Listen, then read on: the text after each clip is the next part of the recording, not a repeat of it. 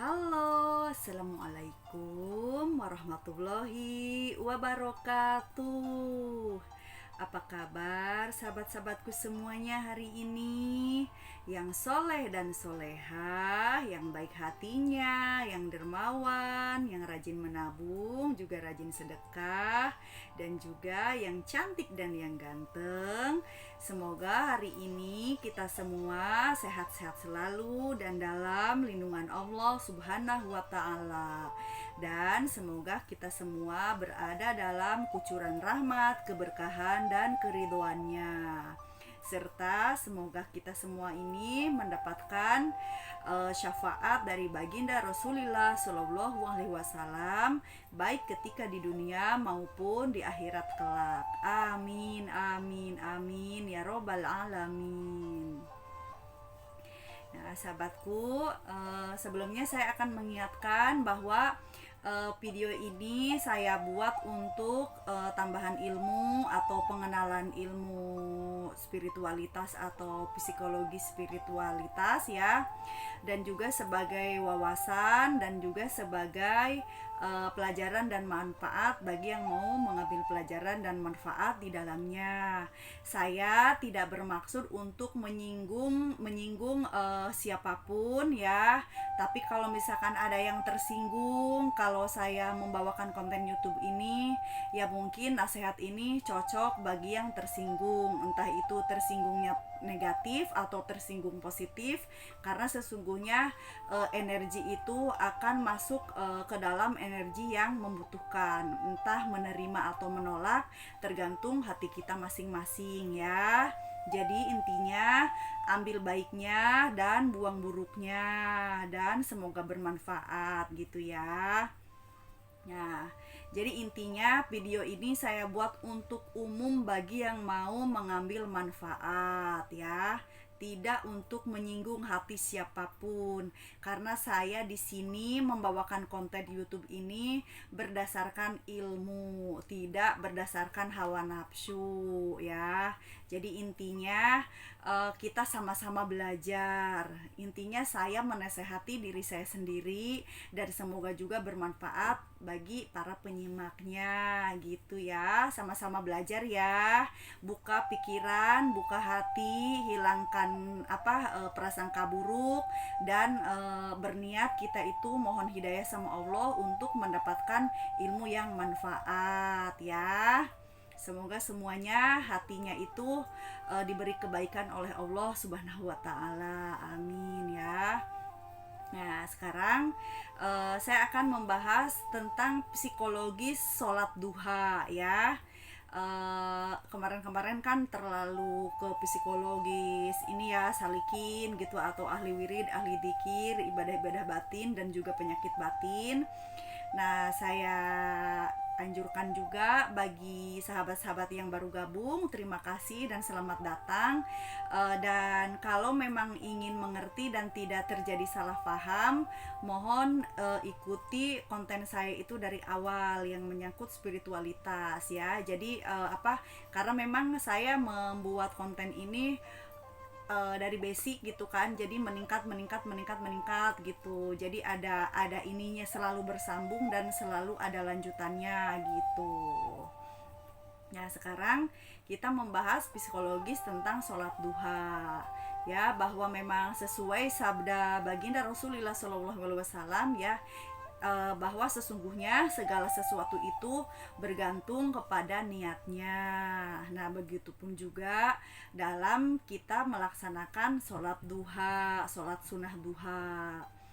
Maka ketahuilah sholat duha ini adalah salah satu sholat sunnah favoritnya baginda Rasulullah Shallallahu Alaihi Wasallam ya, yang mana beliau itu selalu melaksanakannya itu setiap pagi sebelum berangkat ke suatu kegiatan gitu, atau aktivitas gitu, atau perjalanan gitu. Nah, jadi dalam hadisnya juga kan, barang siapa yang melaksanakan mengerjakan sholat duha atau sholat tahajud, maka orang-orang itu termasuk ke dalam golongan orang-orang yang awabin, yaitu orang-orang yang kembali kepada Allah ya. Jadi bisa dicirikan kalau orang yang rajin tahajud atau rajin sholat duha ini biasanya ya hatinya orang-orang yang mutawabah gitu, orang yang selalu mengembalikan segala urusan kepada Allah. Namun memang sebelum ke arah situ itu tentu lagi-lagi ada fase-fase yang harus kita lewatin, dimana memang psikologis kejiwaan kita itu ada fase-fasenya gitu, nggak langsung ujug-ujug ke sana, tapi mungkin di dalam hati yang terdalam memiliki seperti itu.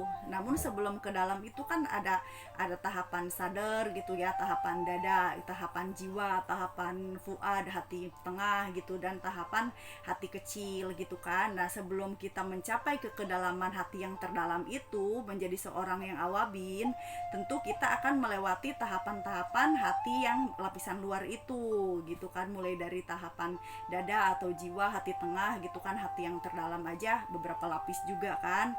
Nah biasanya awalnya itu memang terutama psikologis anak sekolah ya, karena sekarang kan kita apalagi sekolah di MTS itu ya, anak saya itu waktu MTS ya, bukan waktu SD, karena SD-nya SD Islam itu kan tiap hari itu dianjurkan melaksanakan sholat duha. Namun fase-fase anak seperti itu biasanya sholat duha itu untuk meminta rizki atau meminta kelancaran rizki. Nah memang dalam doanya sholat duha itu memang kita itu yang memang meminta rizki kepada Allah, karena Allah lah yang maha memberikan dan melimpahkan rizki.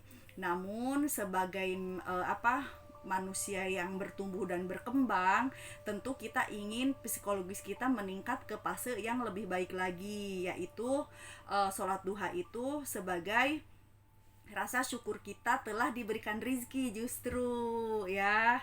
Jadi kalau anak-anak TK, anak SD, mungkin MTS atau SMP, sholat duhanya itu meminta rizki. Tapi kalau kita sudah dewasa, yaitu kita meningkat lagi sebagai rasa syukur kepada Allah Subhanahu wa Ta'ala telah diberikan rizki gitu. Jadi kita kan selama ini diberikan nikmat, diberikan rizki, baik rizki iman Islam, rizki ketauhidan, rizki sehat gitu kan, rizki materi atau rizki spiritual atau apapun bentuk sesuatu, segala sesuatu yang keterima ya itulah rizki gitu kan, yang kita terima itulah rizki gitu. Maka kita dengan cara mengungkapkan rasa syukurnya itu dengan melaksanakan sholat duha gitu ya. Jadi sebagai bentuk rasa syukur, tolong bagi sahabat-sahabatku semuanya yang masih berada di fase meminta rizki ya, hatinya niatnya dirubah ke rasa syukur aja gitu kan, bahwa kita itu sholat duha sebagai bentuk rasa syukur kepada Allah Subhanahu wa Ta'ala atas nikmat dan rizki yang telah Allah berikan hari ini atau kemarin-kemarin atau yang sebelumnya, sehingga rizki kita itu meningkat lagi gitu. Jadi jangan minta rezeki melulu ya, itu mah tingkatan orang awam gitu, tingkatan anak-anak gitu. Karena memang namanya anak-anak itu memang kadang-kadang belajar atau mengerjakan sesuatu itu memang harus dengan reward gitu, dengan bonus-bonus gitu kan, dengan upah-upah gitu. Jadi seolah-olah minta rezeki biar banyak rezekinya. Jadi kan senang, semangat kan sholat duhanya gitu. Tapi kalau kita sudah dewasa ya dirubahlah, masa mau sholat duha karena minta rezeki. Ya kalau memang mau rezeki ya kita berusaha, bekerja gitu kan, dagang atau misalkan ya jadi karyawan atau jadi apapun gitu kan, yang bentuknya sifatnya kita itu berikhtiar gitu mencari rezeki gitu. Jadi sholat duha ini sebagai bentuk rasa syukur.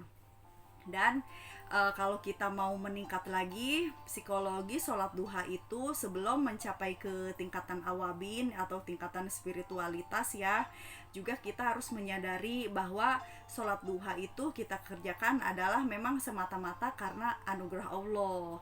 Adanya kita sholat duha karena memang Allah menganugerahkan kita sholat duha untuk kita kerjakan gitu. Jadi sholat itu anugerah ya. Sholat apapun, bentuk apapun, maksudnya bentuk sholat ya, baik wajib maupun yang sunnah, bahwa semua itu adalah anugerah Allah Subhanahu wa Ta'ala. Jadi hati kita itu sadar ke arah situ gitu ya. Jadi itulah fase-fase psikologi sholat duha untuk tingkatan umum ya. Nanti kita lanjutkan lagi, oke? Saya cukup di sini ya. Saya mohon maaf kalau ada kekurangan dan kesalahan dalam menyampaikannya.